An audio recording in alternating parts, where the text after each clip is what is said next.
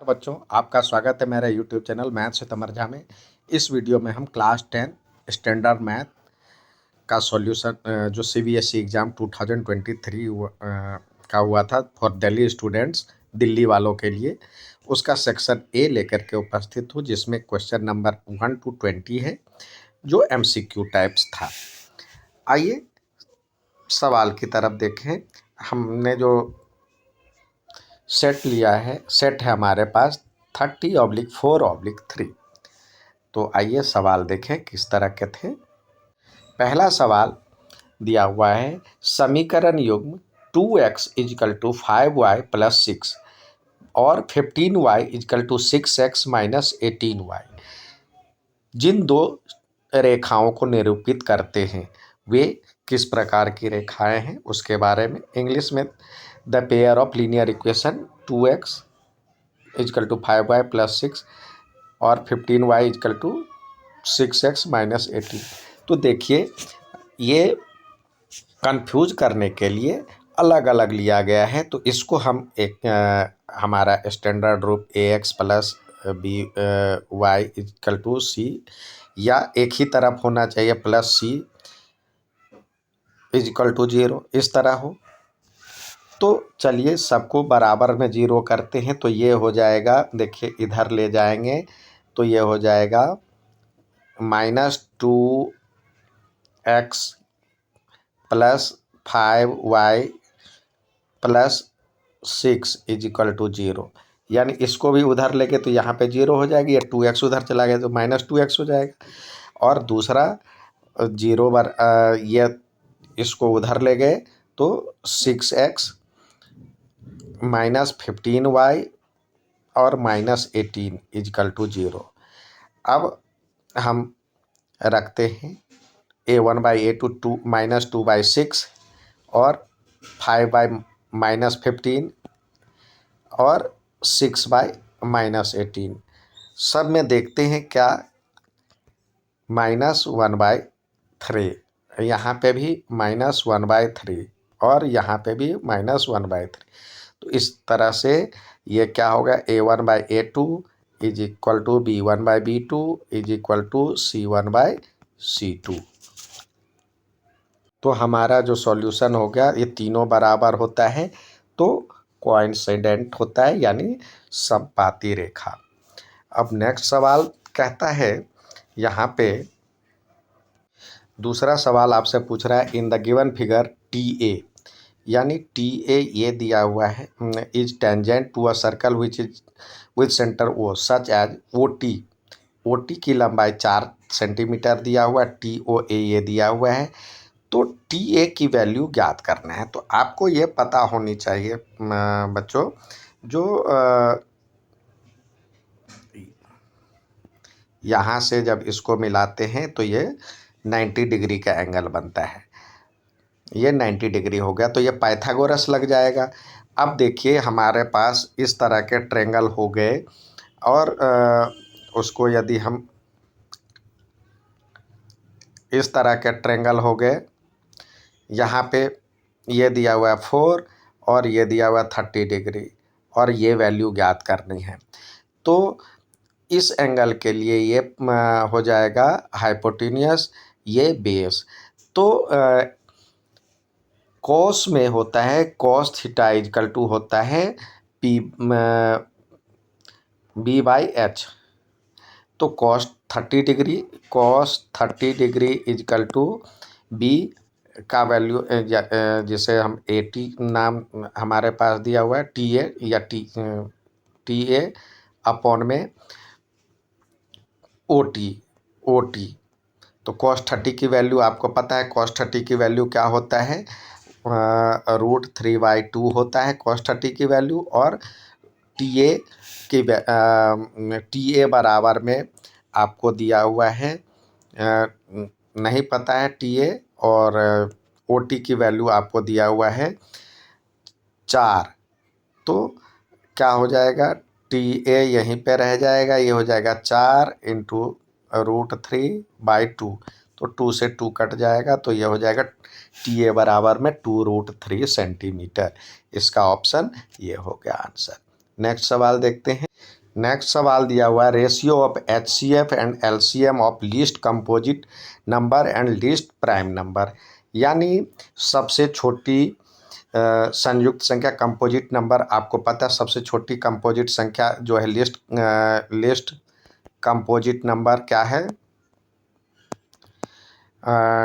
ये है 4 और लिस्ट प्राइम नंबर है 2।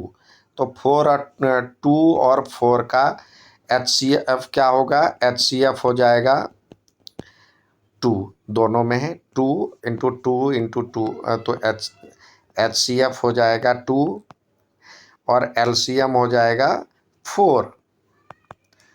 तो 2 और 4 का रेशियो कह रहा है, जो कि HCF और LCM। तो पहले HCF की बात किया गया है, तो 2:4 इसको करेंगे तो 1:2, जो कि आंसर 1:2 इसमें दिया हुआ है। ये हो गया इसका आंसर। नेक्स्ट सवाल कह रहा है 6 सेंटीमीटर ऊंचे खंभे, यानी एक इस तरह से ये फिगर बनेगा। इसमें कह रहा है 6 सेंटीमीटर इसका दिया ऊंचा खंभा है, भूमि पर 2√3 ये बन रहा है, इसकी परछाई बन रहा है। तो यहाँ पे उन्नयन कोण यानी थीटा ज्ञात करना है, एंगल ऑफ एलिवेशन। तो आप जानते हैं tan थीटा इजकल टू होता है ये P/B। तो tan थीटा की वैल्यू मतलब यहाँ पे P क्या है, 6 है और 2√3। तो ये 2 3 जा 6, और जब √3 को 3 से काटेंगे तो यह √3 हो जाएगा। तो यहाँ पे tan थीटा इजकल टू √3, तो √3 किस में होता है, tan 60 डिग्री में होता है। तो थीटा इजकल टू 60 डिग्री, तो ये हो गया 60 degree, option A answer. Next सवाल देखते हैं। नेक्स्ट 5th सवाल है, दी गई आकृति में ABC सिमिलर है ट्रायंगल PQR के। तो AC बराबर 6 सेंटीमीटर, BC बराबर 5 सेंटीमीटर, QR बराबर में 3 सेंटीमीटर और PR की वैल्यू X दिया हुआ है। इस तरह से इंग्लिश में देखिए। तो यहाँ पे ABC कन्ग्रुएंट है, तो यहाँ पे क्या होगा, देखिए आपको AC दिया हुआ है 6, तो जिस क्रम में AC दिया हो उसी क्रम में ये देखें, तो AC अपॉन में सिमिलर है, तो AC अपॉन में QR और इजिकल टू, अब दूसरा साइड BC दिया हुआ है, तो BC अपॉन में PR, ये बराबर होगा। तो AC की वैल्यू आपको दिया हुआ है 6 और BC की मतलब QR की वैल्यू दिया हुआ है 3, 6/3 इजकल टू BC की वैल्यू आपको दिया हुआ है 5 और PR की वैल्यू X। तो X की वैल्यू ज्ञात करने के लिए कह रहा है, तो ये तो हो जाएगा 2, तो X बराबर में हो जाएगा 5/2, जिसको सॉल्व करेंगे तो 2.5, तो 2.5 इसका ये आंसर हो गया। नेक्स्ट सवाल कह रहा है in a distance of the point this from origin. तो ओरिजिन से दूरी क्या होता है, ओरिजिन का क्या होता है, 0 0 होता है निर्देशांक, और डिस्टेंस फार्मूला क्या होता है, x1 माइनस x2 या x2 माइनस x1 का square plus y2 minus y1 का स्क्वायर। तो यहाँ पे 0 माइनस -6 का स्क्वायर हो जाएगा, प्लस क्योंकि ये माइनस तो इसके साथ है, और 0 -8 का स्क्वायर हो जाएगा। तो इस तरह से ये माइनस माइनस प्लस हो जाएगा, 6 का स्क्वायर प्लस 8 का स्क्वायर, 6 का स्क्वायर 64 प्लस 8 का 6 का स्क्वायर 36 प्लस 64, जिसको सॉल्व करेंगे तो √100 आता है, जिसका वैल्यू 10 आता है। तो हमारे पास इसका आंसर आ गया D 10। नेक्स्ट सवाल देखते हैं। नेक्स्ट सवाल कह रहा है नेक्स्ट टर्म ऑफ एपी, ये एपी में है तो देखिए यहाँ पे √7 है, पहला √7 है, A1। दूसरा क्या है, √28 है, तो √28 को ऐसे लिख सकते हैं, देखिए 4 × 7 लिख सकते हैं, तो 7 तो अंदर रहेगा, ये हो जाएगा 2√7। अब A3 63 है, √63 है, तो √63 को हम लिख सकते हैं A3 बराबर में है 9 7 जाता है, 9 × 7, तो जिसको सॉल्व करने पे ये 3√7 आ जाएगा। 9 का स्क्वायर रूट 3 होता है और 3 रूट, तो अगला क्या होगा तो देखिए √7, फिर 2√7, फिर 3√7, तो अगला 4 √7 होना चाहिए, तो 4 को स्क्वायर के अंदर ले जाएंगे तो ये 16 × 7, 16 को 7 से मल्टीप्लाई करेंगे तो 1112 आता है, जो कि आंसर आपका यहाँ पे दिया हुआ है 1112, √1112, ऑप्शन डी। नेक्स्ट सवाल देखते हैं। नेक्स्ट सवाल आपसे पूछ रहा है सेक स्क्वायर थीटा -1 का वैल्यू होता है tan स्क्वायर थीटा, और कोसेक स्क्वायर थीटा -1 होता है कॉट स्क्वायर थीटा। आप जानते हैं sine square theta into cot, मतलब sine theta into cot theta बराबर 1 होता है, तो उसका स्क्वायर भी 1 ही होगा, तो 1 का स्क्वायर 1, यानी ऑप्शन बी आंसर है। नेक्स्ट सवाल कहता है, 9th पूछ रहा है 2 dice are thrown together, the probability of getting the difference of number of their upper face is equal to 2। यानी हिंदी में देखिए, हिंदी में कह रहा है आपसे 2 पासों को एक साथ फेंका गया, पासों के ऊपरी फलकों पर आई संख्याओं का अंतर 3 होने की प्रायिकता। तो आप को सॉल्व करने के लिए देखिए इस तरह से हमें टेबल बनाना होगा, जो आपको आता है। तो कह रहा है दोनों पासों में, दोनों मतलब ऊपर वाले फलक पे जो आता है, फेस पे आ रहा है, तो उस दोनों का वैल्यू का अंतर, दोनों डाइसों में जो नंबर आ रहा है उसका अंतर 3 होना चाहिए। तो 3 देखिए कहाँ पे आता है, 1 और 4 में 3 आता है, अंतर 2 5 में आता है, 3 6 में आता है, फिर इसी का उल्टा 3 6 हो गया। अब इसमें भी देखिए अंतर जो होगा, 1 4 में यहाँ पे, फिर 2 5 में आएगा, और ये आएगा, और किसी में 3 का अंतर आपको नहीं दिखेगा। ठीक है, किसी और भी संख्या में आप देख सकते हैं तो कोई नहीं आएगा। तो ये कुल हो गया 6, और टोटल कितने हैं, आउटकम 36। इसको स्मॉलेस्ट फॉर्म में लिखेंगे तो 1/6, तो इसका आंसर आ गया 1/6।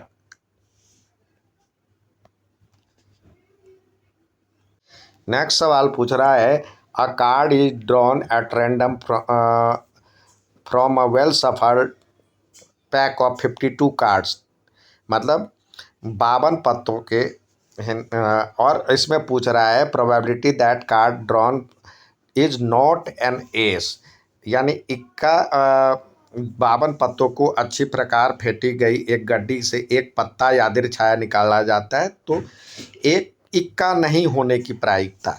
तो इक्का यानी एस कितने हैं, एस आप जानते हैं जो कि 4 है, तो इक्का नहीं की प्रायिकता क्या होगी, या तो एक इक्का का निकालेंगे, ये हो जाएगा, और टोटल प्रायिकता में से घटा देंगे तो ये हो जाएगा 52 - 4/52, यानी 48/52, जिसको काटेंगे तो ये हो जाएगा 12 चौका 13 चौके 52, यानी ये हो जाएगा। या ऐसे भी निकाल सकते हैं, 52 तो टोटल है, उसमें से 4 घट गया, और ये 52 टोटल है, तो इस तरह से 12/13 इसका आंसर आ गया। ये नेक्स्ट सवाल कह रहा है समीकरण इसका मूल है, यानी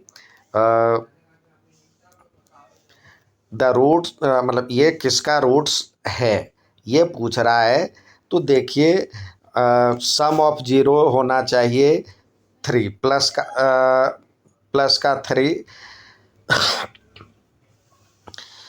माइनस बी बाई ए होता है, यानी -3 होना चाहिए था और प्रोडक्ट -10 होना चाहिए। तो देखिए सम ऑफ किस दोनों में से जोड़ने पे तो -10 आ रहा है, तो -10 इसमें आ रहा है। अब हमें sum of zero minus B by A यानी -3 चाहिए थी, तो बड़ी संख्या माइनस में चाहिए।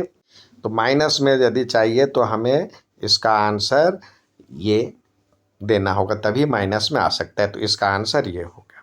नेक्स्ट सवाल कह रहा है आपसे, जो इफ़ अल्फ़ा और बीटा आर द पॉलिनोमियल, मतलब इस इक्वेशन के वैल्यू है। तो अल्फ़ा प्लस बीटा, इसमें देखिए तो ए के बदले तो 1 है, सी के बदले -1 है और बी का तो है ही नहीं, तो यानी 0 है।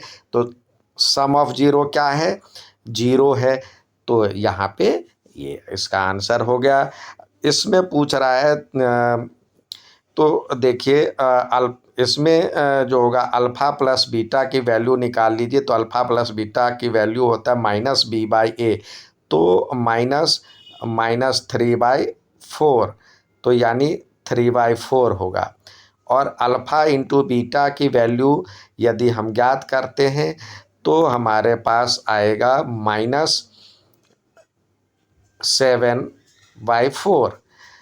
अब इसको सॉल्व करते हैं तो ये देखिए क्या होगा, अल्फ़ा इंटू बीटा और बीटा प्लस अल्फ़ा, यानी अल्फ़ा प्लस बीटा की वैल्यू यहाँ पे रखें तो ये हो जाएगा 3/4 और अपॉन में इसका वैल्यू अल्फ़ा इंटू बीटा की वैल्यू यहाँ पे हमारे पास था -7, यहाँ पे -7 है, तो -7/4, तो 4 से 4 कट जाएगा, 3/-7 या -3/7, इसका आंसर ये हो गया।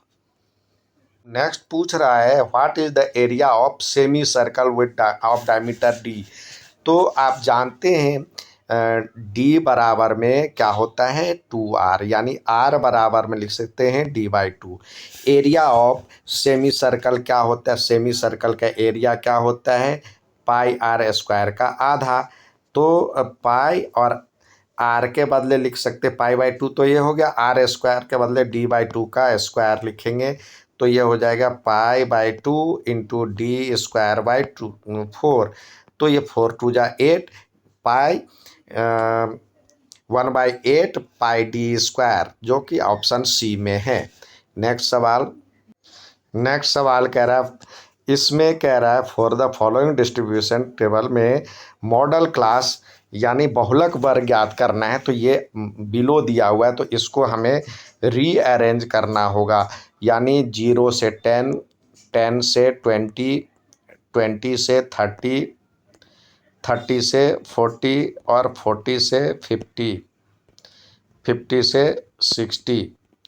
अब ये तो 3 दिया हुआ है, इसमें से इसका डिफरेंस घटाएंगे तो ये हो गया इसके फ्रीक्वेंसी 9, इसमें से ये घटाएंगे तो फ्रीक्वेंसी हो जाएगा 15 और इसमें से घटाएंगे तो ये हो जाएगा 30, इसका फ्रीक्वेंसी घटाएंगे तो ये हो जाएगा 18 और ये हो जाएगा 5। अब किसका फ्रीक्वेंसी सबसे ज़्यादा है? तो देख रहे हैं इसकी फ्रीक्वेंसी सबसे ज़्यादा है, तो ये हो गया मॉडल क्लास। तो मॉडल क्लास आपका 30 to 40 हो गया।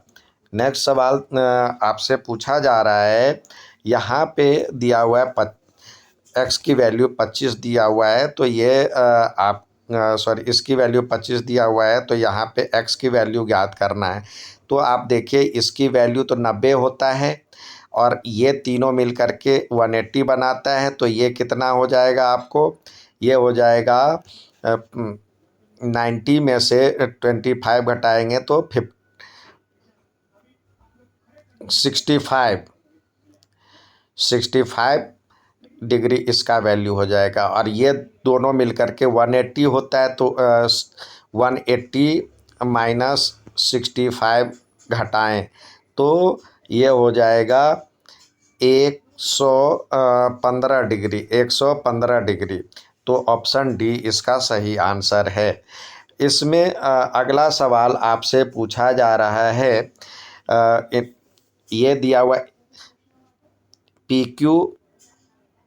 तो देखिए ये इस फिगर में बीपीटी थ्योरम का यूज करते हैं। तो आपसे पूछा क्या जा रहा है, बीसी की लंबाई। तो बीसी तो आप लिख सकते हैं एपी अपॉन में सॉरी, बीसी को ऊपर रखना है तो एपी अपॉन में पीबी इजकल टू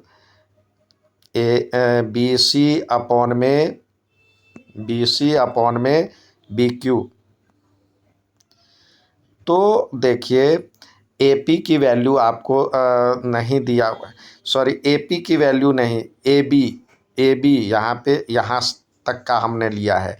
एबी की वैल्यू तो 4 और इसमें ये जोड़ देंगे तो 6.4 हो जाएगा। अपॉन में पीबी आपको दिया हुआ है 4 और इसमें बीसी ज्ञात करना है और ये आपको दिया हुआ है 5।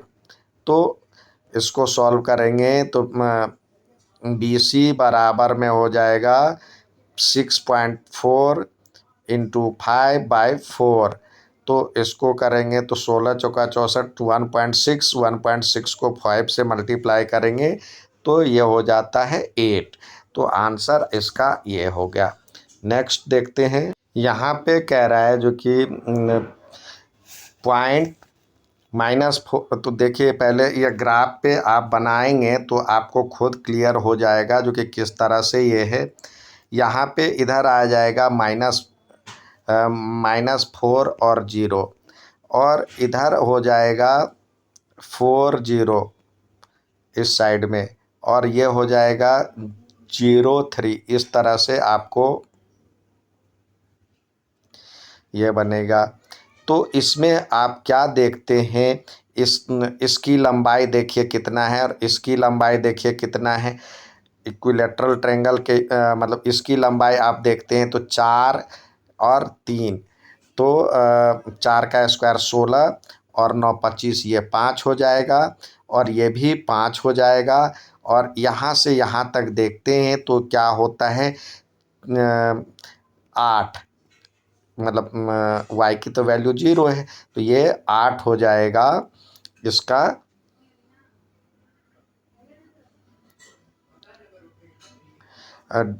तो इस तरह से ये क्या है 4 और सॉरी ये और ये लंबाई बराबर है तो आइसोसेलेस ट्रायंगल हो जाएगा। नेक्स्ट सवाल देखते हैं असर्टेन और रीजनिंग। यहाँ पे कह रहा है a probability that a leap year has 53 Sunday, 53 Sunday आने की प्रोबेबिलिटी 2/7 है। तो ये देखिए एक बार 53 संडे का होता क्या है लीप वर्ष में, वैसे 365 दिन होता है और 7 से यदि डिवाइड करते हैं वैसे तो 66 दिन होता है लीप ईयर वर्ष में। और यदि 7 से डिवाइड करते हैं तो होता है 364 दिन बनता है, 364। तो 2 दिन एक्स्ट्रा है तो किसी भी दिन की प्रोबेबिलिटी 2/7 है। तो ये सही है।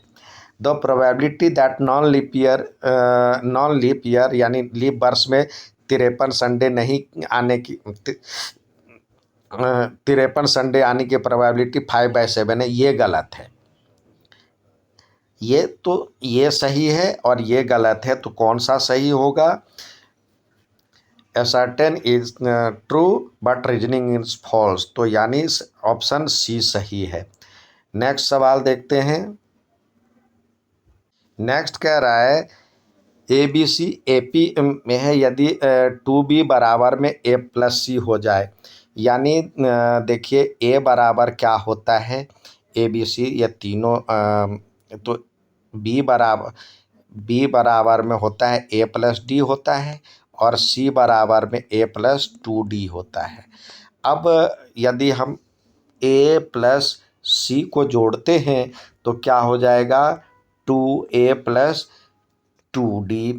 तो 2 कॉमन आ गया तो A प्लस डी जो कि V के वैल्यू के बराबर है, तो ये तो सही है। और sum of first n odd number, तो फर्स्ट n ऑड नंबर का वैल्यू हम देखते हैं। ऑड नंबर का जो होता है तो देखिए एक तो 1 होता है, फिर 3 होता है, फिर 5 होता है, तो 3 पे ही करके देख लेते हैं। इसका सम जो होता है 5 3 8 और 1 9 n² होता है। तो ये भी सही है, दोनों सही है, लेकिन दोनों एक दूसरे का जो है वो एक्सप्लेन नहीं करता है। ये सम पूछ रहा है और ये एपी का बीच का एवरेज बता रहा है, तो ये इसका ऑप्शन बी सही है। नेक्स्ट में उम्मीद है ये समझ में आओगे, अच्छा लगे तो लाइक और सब्सक्राइब करें। नेक्स्ट में मैं नेक्स्ट वीडियो लेके आऊँगा। धन्यवाद।